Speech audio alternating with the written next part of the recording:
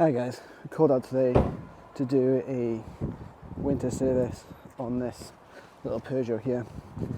First thing we're going to do is put our vehicle protection equipment on.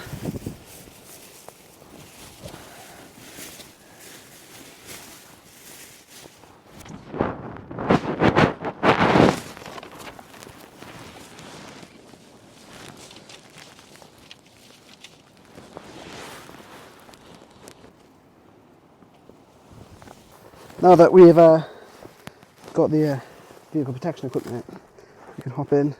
Just get the key out of my pocket. Give it the going over on the inside as the car starts. I came out to this car in the summer because it had a parasitic draw. We found a piggyback fuse feeding something. We couldn't find what it was feeding, but that was the cause of our draw, so we unplugged it. And it's been starting perfectly fine ever since. Happy with everything in here. Go around and do this, check the seat belts, check these seats move and things like that. And then we'll move on to the actual replacing of filters.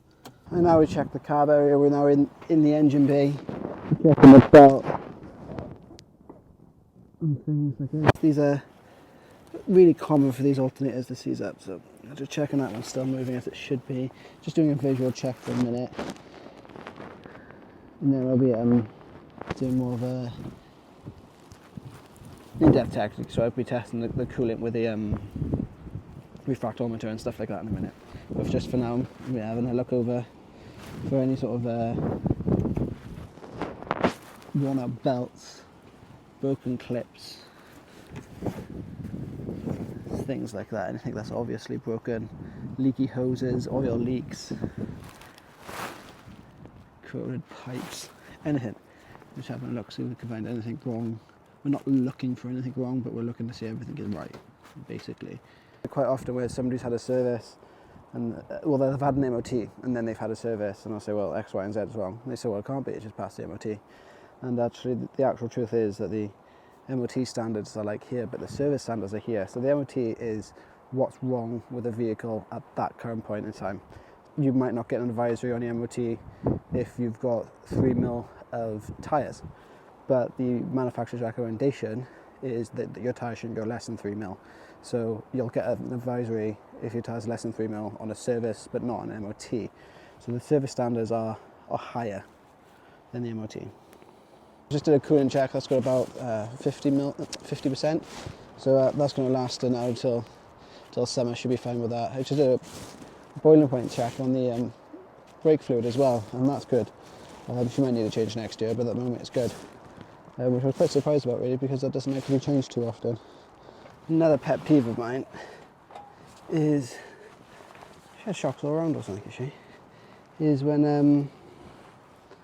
the customer's trying to book me in for a service, and she doesn't know what she needs, or they don't know what they need, and you ask them, oh, okay, what service did I have last time? And they say, oh, I don't have a clue. I know it cost me X, Y, and Z, but I don't know what was changed. And it's just that massive spider there, and there. Go away, mate. I love these massive spiders here.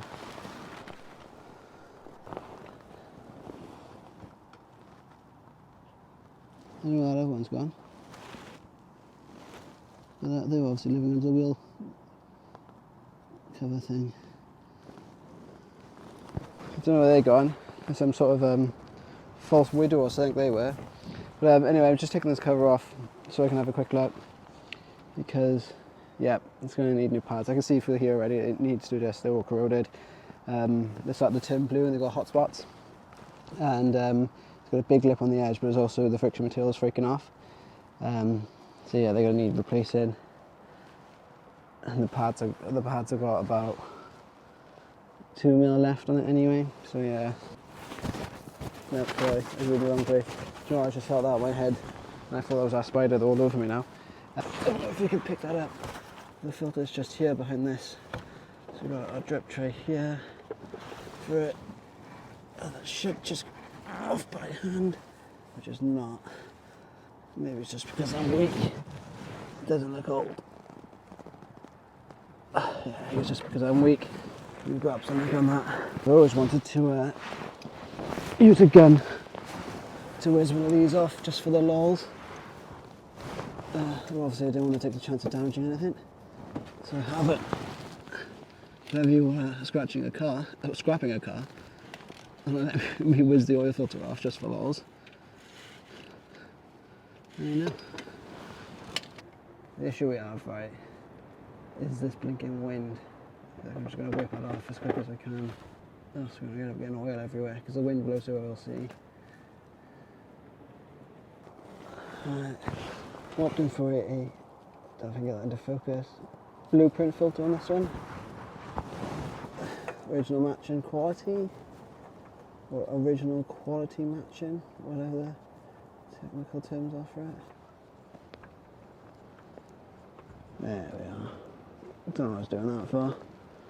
It says on the side here that you want to do it up until the seal touches the filter housing, and then 3/4 of a turn.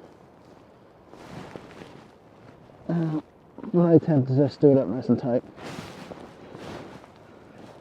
As you've seen earlier, I'm not that strong, so I'm not going to over tighten it. There we are. And I should get the sump off. Yeah. I'm going to do this. Just line it all up. And then just spin it off, because I've got a new one to go on.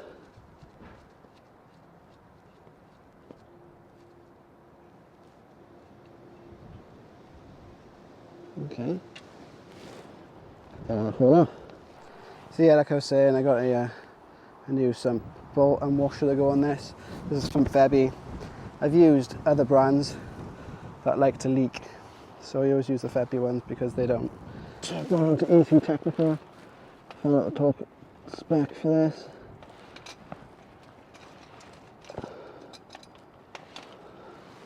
Let's torque it down.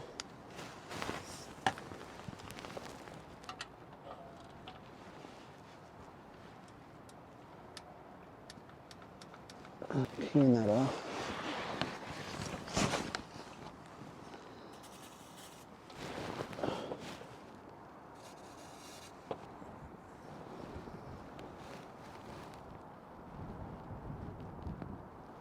I won't lie to you guys, I couldn't be bothered to do this shot, but I feel like Bar Motorworks on Instagram has made it famous, so I had no choice,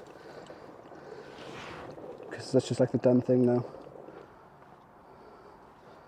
It's really actually a silly shot because the measurements are on the other side, so I can't actually see how much oil is going in, so I always have to pause it, turn it around and then re-gauge.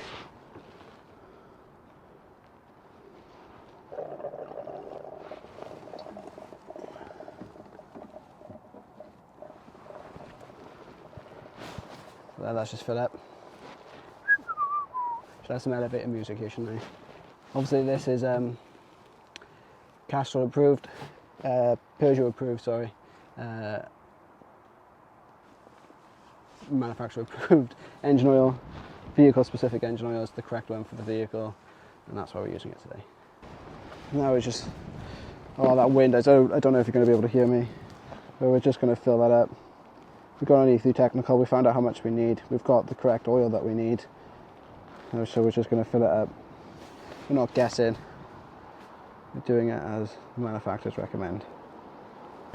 Now we've got the engine running to see if there's any leaks coming from that filter. I can't see any up here.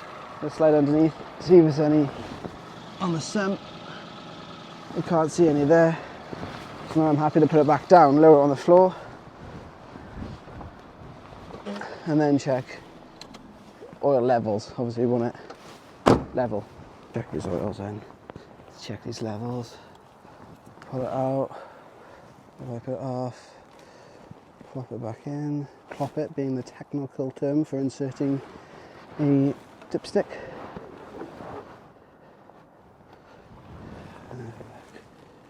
There we are, that's perfect. I mean, can you see how clean that oil is as well? Beans has been running for about 5 minutes already. This happens when you use quality oil rather than just cheap nasty crap. And we're going to plop it back in. Happy with that. Let's give this engine bay a quick lease of life using toolbox cleaning.